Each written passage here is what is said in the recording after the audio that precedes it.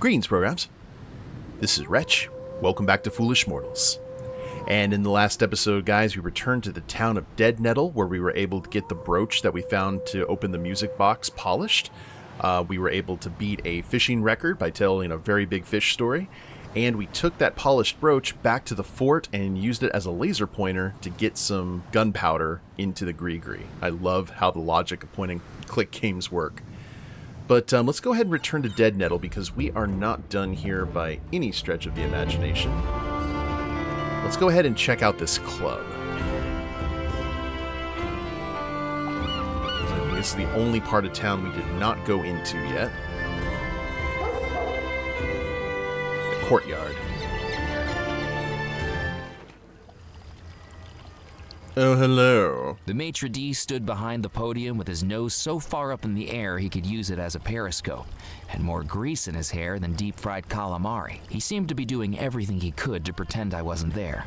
I can't wait to hear his voice. Ooh. The courtyard echoed with the trickling noise of a small fountain. I love courtyards that have small fountains.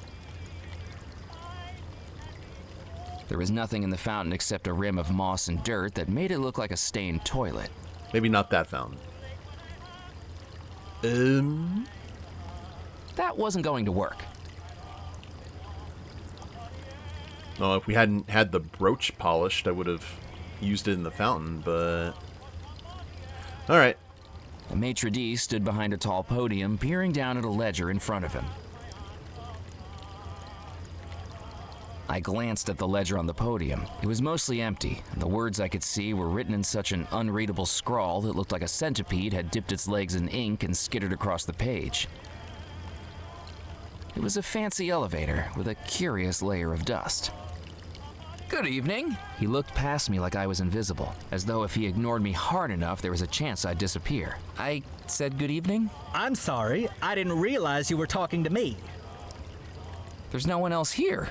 Wishful thinking on my part. Have you taken a wrong turn, sir? I'm just having a look around. Well, make it a quick one, and I shall need to know your name. Murphy McAllen, and who do I have the pleasure of speaking to?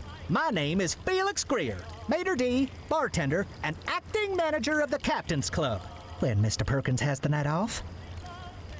Oh, this is what we need the license for. Alright. What is this place? This, sir, is the Captain's Club. A private members club for current and retired sea and riverboat captains. We are highly exclusive. Are you a captain? He asked with a smugness that told me he already knew the answer. I thought not. Then may I recommend a swift exit? You'll find a convenient egress to your starboard side. If you like, I can give you a good swift kick in the right direction, sir. And don't feel a need to stop walking until your ankles get soggy. Yeah, indeed, starboard. What makes you think I'm not a captain? For one thing, you lack the grizzle, the crustiness, the essential R of a captain. How do I get those? Years of exposure to saltwater and a sullen, uncooperative crew, I should think. You even have a boat. Actually, I did have one earlier this evening, but an alligator fell on it. Admittedly, it was only 3 inches long. It isn't the size that matters, sir. It's the motion of the ocean. Tell me, have you ever captained a three-rigger through a tropical typhoon? Have you ever run the rapids of the Mississippi without hitting a single reef? Wind in your sails? Fire in your furnace? Waves beneath your keel? Have you? Well, it's a little complicated. In what way? I get seasick. Well then. Is the club busy tonight? Well, we haven't opened yet, but if it's like last week, it'll be quite the lively soiree. I could barely keep up. The members here like to have a good time? That's right, sir. Both of them. This town sure isn't what it used to be. There's two captains. What's happened to Deadnettle? Do you think you've wandered into the Tourist Information Center? I can assure you, you'll never meet a tourism official who dresses with this much panache. Stuart LePew, head of the Devil's Rock Historical Society, looks like a thrift store had a crisis of conscience and threw up on him. I was just hoping to talk to someone so obviously knowledgeable about the area. Well, yes, that is true. I am plagued with an encyclopedic knowledge of the locality. My concierge duties require it. I have a spiel. Felix pushed out his chest like this was his moment in the limelight, his eyelids half closing as he performed before imagined crowds. Welcome, hardy traveler, to our quaint port town of Deadnettle. Once this town you see around you was a hub of commerce, a beacon for ships bravely navigating between America, Europe, and the Caribbean. With the unfortunate dissolution of the Belmore Trading Company, our town has settled into a quieter life, perfect for the sailor ready to hang up their cap. We hope that you enjoy your time in our cozy town and perhaps explore some of the local sites here in Deadnettle. Well, Excuse me? I was expecting applause. Oh. There you go. Ned told me he sells fish to you. What do you serve here? Captains. Right, yes, I mean by way of food. The Captain's Club serves a dazzling array of sea-sourced dishes, from our house special jambalaya to my personal favorite, Devil's Rock Pencosa, pan-seared with lobster slaw and citrus crawfish beer blanc. In all honesty, it's not very popular. Most of the clientele are absolutely sick of seafood by the time they get ashore. Just the sight of it makes them queasy. Yeah, maybe a surf and turf. Add some steak into that, and you could have a winner. What about drinks? Listen, if you're from the Prohibition Bureau, we've cleared all of that up with Officer Moe. Fines were paid, items changed hands, and now we're clear. I'm not from any Prohibition Bureau. Then forget I said anything. The Captain's Club is strictly teetotal, in line with federal law. Now, if certain members wish to bring in their own medicinals, then we're happy to provide the accompanying aids. Ice, tonic, mixers, and the like, but we serve no alcohol on the premises. Is there any way to prove I'm a captain? You might show me your captain's license. As I'm sure you know, the state of Louisiana requires all captains of both river and sea to carry one. But don't try to foist off a fake on me. Last week, we had someone present a license with a photograph distinctly unlike their contemporary appearance. The photograph was clearly of someone a good deal older than them, with more facial hair, and most importantly, one less eye. You know, I quite like being out at sea. Oh, really, sir? Bobbing along the ocean waves, up and down, like one of those roller coasters at Luna Land. Up and down and up and down. If sir would please be quiet. Else I expect there'll be a few waves of something coming out of my mouth any moment. Oh, I'd just keep on doing it. He'd have to run off. I'm looking for the lost treasure of Belmore Manor. Oh, goody! Another young adventurer seeking fame, fortune, or some combination of the two. Just the local color Deadnettle has been lacking.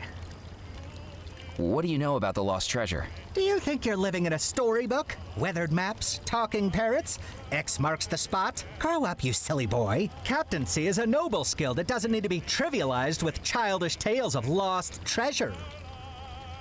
You must have some thoughts on the disappearance. On moonlit nights, when the waves crash against the rocks, the captains of this club trade yarns about this very mystery. Did you know Abigail Belmore's fiancé was a sailor who worked on the ships? Some of the old boys here even worked with him. They say he loved her, as true as a captain loves the sea.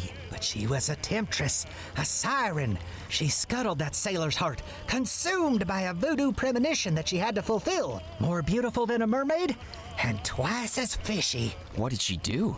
After months of engagement, she broke it off and chose to marry an officer of the company instead, on their very wedding day. Why did she do that?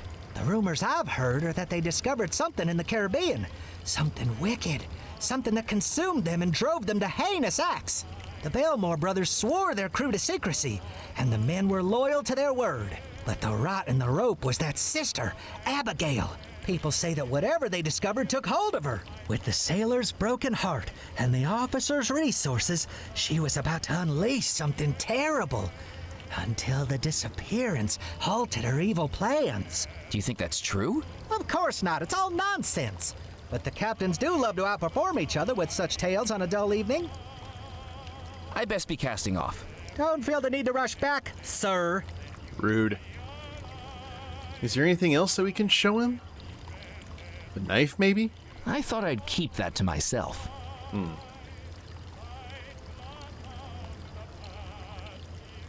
Oh? What do you think of this magazine? What's stimulating reading? We have some magazines just like that inside the club. Do the captains enjoy them? Indeed, sir. They're very useful when the lavatory paper runs out. How dare you? I thought I'd keep that to myself. Well, now I'm curious. I didn't need to show him that. I didn't... Okay, the magnet, the brooch. I think we're good for right now.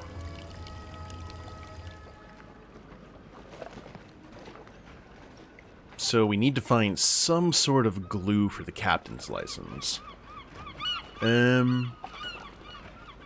Actually, let's go talk to Ned again. I want to check something. All the way around there, Mac. I decided to leave Ned to his fishing. Oh. Can we... What do you think of this magazine? Is this what got you interested in the Belmo treasure? That's right. This is all I could find about it. Just remember, don't believe everything you read. That's cool, so we can show it to everyone. Now I want to show it to Jasper. Well, here, let's go into the newspaper office. Anything to report? I'm keeping my eyes open. How about this, Evelyn? What do you think of this magazine? Interesting. Interesting. This is the type of lowest common denominator dross I should be putting out. Who needs fact-checking when you can blame things on the boogeyman? I'm sure we're going to find someone who absolutely loves it. We'll show this to Jasper, and then maybe we can show it to the little girl, and then to the gravedigger. And then maybe the rum runners. Which I didn't even think about, guys, that's the rum that we need for the gris-gris. So we need to have it in some sort of receptacle. Actually, could we just pour it into the... Oh, I bet we could. Okay, we're going to try that next. Welcome back. Thank you.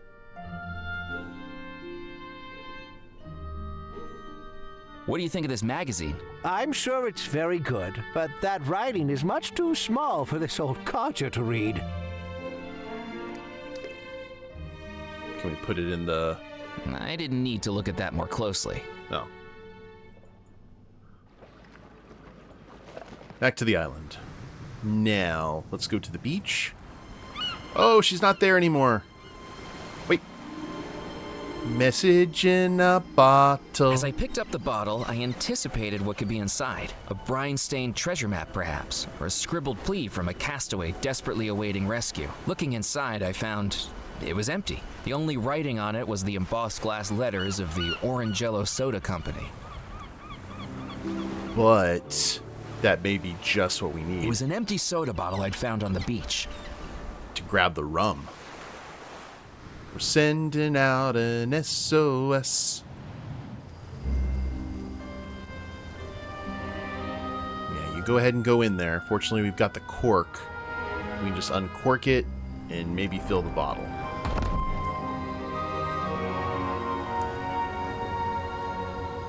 The barrels were far too heavy for me to lift, though that gorilla of a rum runner had been picking them up like they were cotton balls. Yeah, but... Use the auger again? Yes.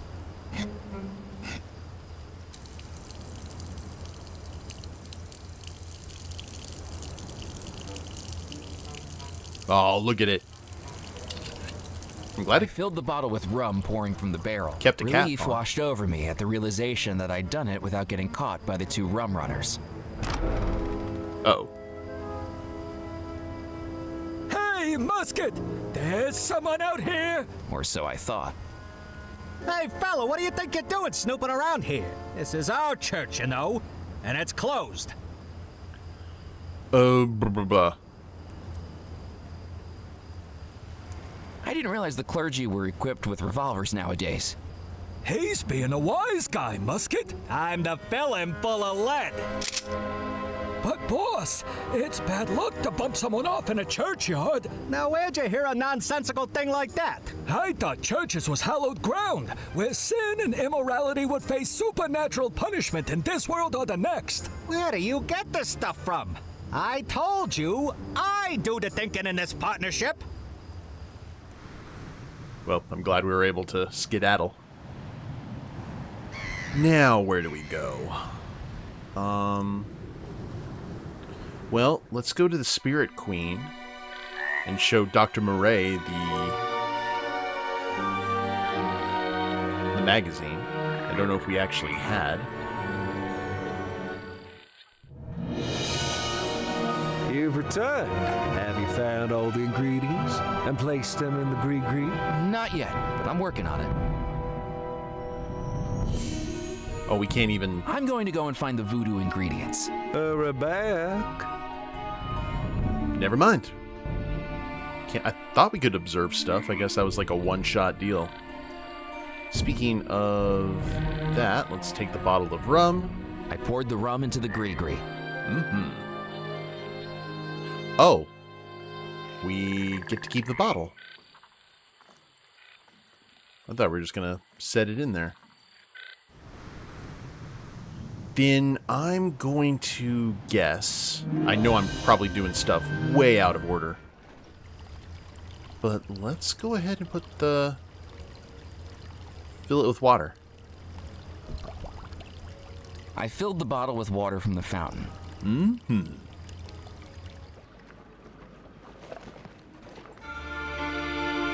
Now let's get out of here. And where should we go? Let's try the manor again. Look at where we fell from.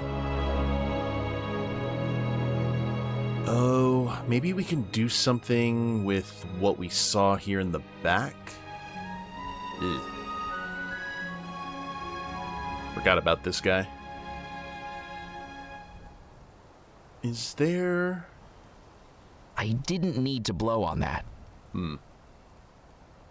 Probably there's going to be a way to get out of this balcony. Or out to that balcony. Barrel. You know, we need some rope. The knot was tied so tightly I couldn't loosen it. Well, I think we got the cure for that right here.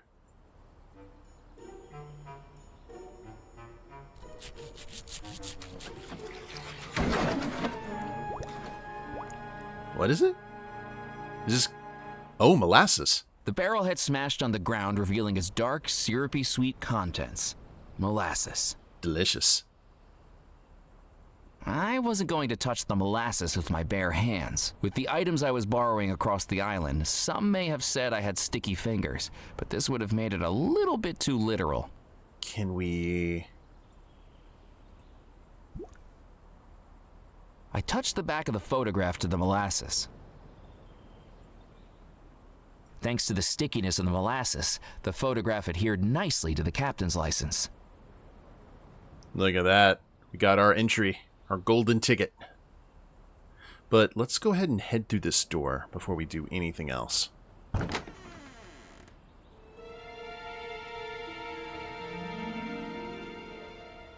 Oh.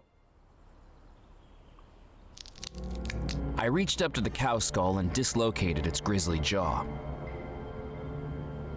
Is that what we need for the gris-gris? I placed the jawbone into the gris-gris. Sick. So, let's look at our brief. So now we need black feathers, chalk, and coffin nails. It was a manuscript of... I was wondering if we were actually going to see what else was in here, but... Well, we have got entry into the Captain's Club, so... Let's see what that does for us. I love this little intro to Deadnettle's theme. It's like a more whimsical Black Sails.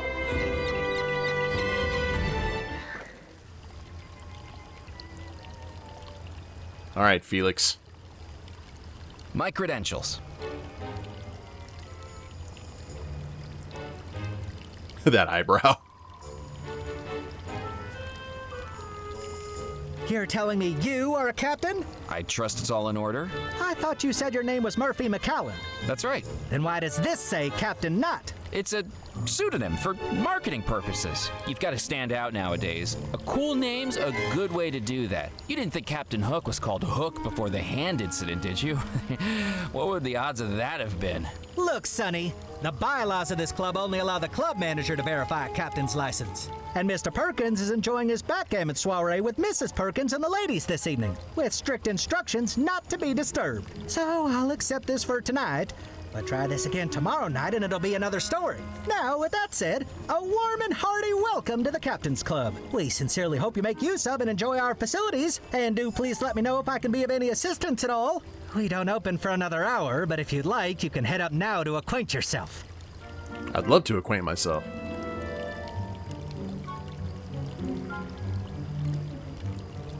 I waited for the doors of the elevator to open, but nothing happened. If you wish to use the elevator, I'm afraid to tell you it's broken. You'll have to endure the stairs. Fair enough. At least the stairs aren't out of order, which I have seen in point-and-click game before. Ooh, this ain't bad. Chalk. I picked up the cube of billiard chalk from the edge of the table. I placed the chalk into the gris-gris. Awesome. What else we have here? While I was trapped on Devil's Rock, a map of the world wasn't going to be much use to me. A painted globe stood at the top of the stairs. The pinpricks across its surface implied it had either been used to plot out perilous voyages across the ocean waves or served as a replacement dartboard. I mean, when in Rome. An elegant glass-paneled cabinet stood against the wall, holding billiards equipment and a sparkling trophy in the shape of an 8-ball. The cabinet was locked. I considered playing a game, but the lack of balls and cues was going to be a roadblock. We got a light switch and a balcony. What do we got here? The switch seemed to control the ceiling fans. The ceiling fans were off. The door was locked.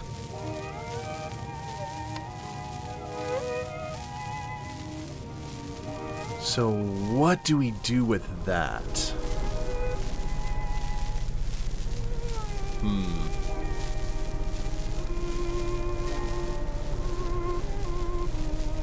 Maybe that's something we have to discover at another time. Maybe when someone's actually here. Like they only have like 2 chairs, but that feels really special. An exclusive club. So we need feathers and what else? The coffin nails. It was a manuscript. It was a Okay. Let's go talk to our grave digging friend.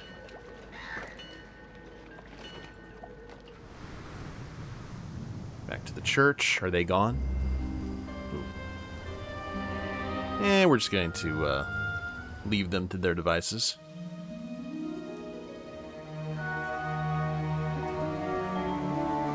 Hello, Edgar. Yeah. Do you know there are a couple of gentlemen up by the church? Rum runners, they are. Dealing with them is not in my job description. As long as they don't mix up the stiffs I'm burying with the stiff drinks they're smuggling, I'm keeping my nose out. Curiosity killed the cat, you know, and I really miss Mittens. I best be running along. Goodbye. But also, do you have an opinion on this magazine? What do you think of this magazine? Oh, haunted houses, is it? I heard about a family that couldn't afford to pay their exorcist. What happened? The house had to be repossessed. I hate you. The tin was full of nothing but holes. A rusty tin can sat on the ground. Appetizing. Okay, well, there was something we needed to do with the table. do we need to do? Like, we took the screw jack from it.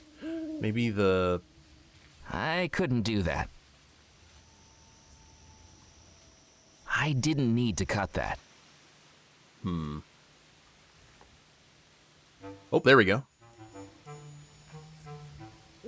I tied the twine to the uneven table and took up a hiding spot behind a nearby wall. It was time to wake the dead. Bring out your dead. Hello? Hello? Why is it so dark in here? Huh? Who's that? I'm stuck. Help! Help! Mallory, if that's you again. Get me out of this thing! Oh no, not again.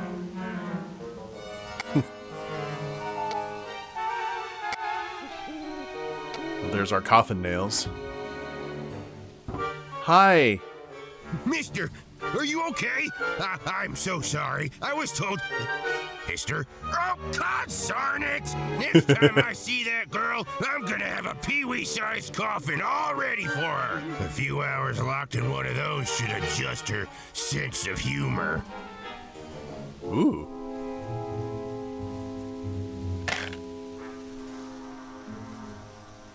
And we'll just very quietly... Are we actually keeping the twine? That's awesome. Waste not, want not. It's good to have it.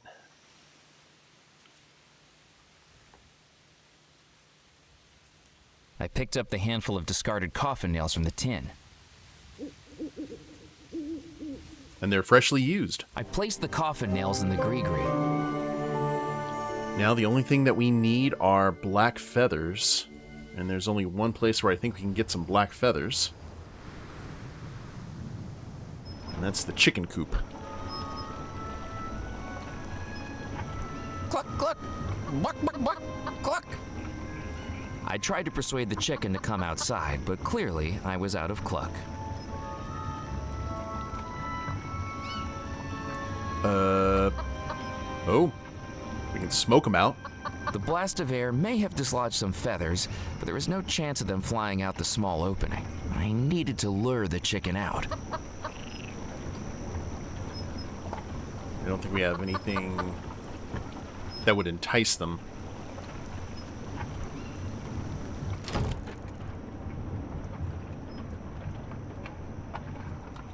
Alright, what do we have? We've got the sawmill.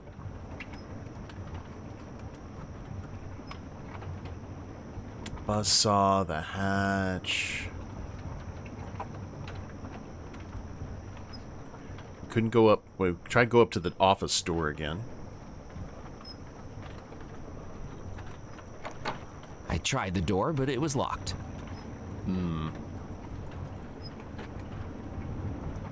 Grease.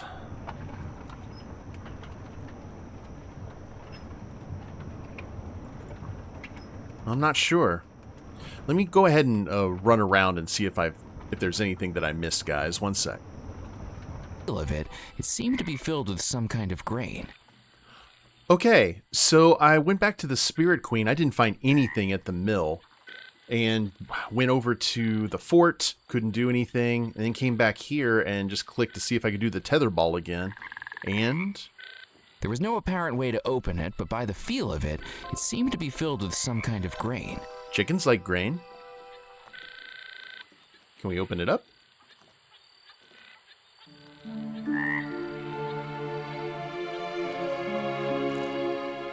I cut into the sack with the knife, revealing it to be full of corn. And chickens love corn. I took the corn from the sack. Okay, well, I'm glad I came back here. Yeah, I looked around the graveyard, went back to the forts, just could not find anything. That was like my last location before I was like, what do I do? Alright, back to the mill.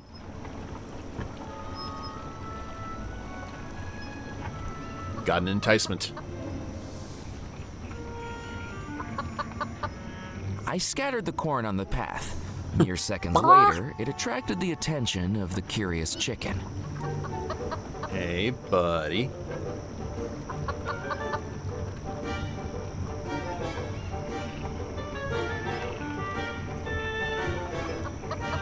Yeah, do your pecking. Everything's fine. And... If the chicken didn't want me to touch it, perhaps a blast of air could do the trick. I didn't even try to grab it. I figured that would not have gone well.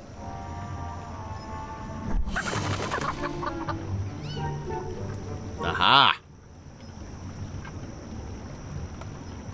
Gimme. But wait, we need black feathers, don't we? Yeah. Oh, I know what to do. We've got to head over to back to the paper here, don't we? Anything to report? I'm keeping my eyes open. Dip it in the ink. Delicately, I dip the feathers into the canister of ink. When they emerged, they were dyed jet black. And then by their powers combined... I placed the feathers into the gris-gris. I'd done it. All 7 ingredients for the summoning spell. Now I needed to head back to the Spirit Queen.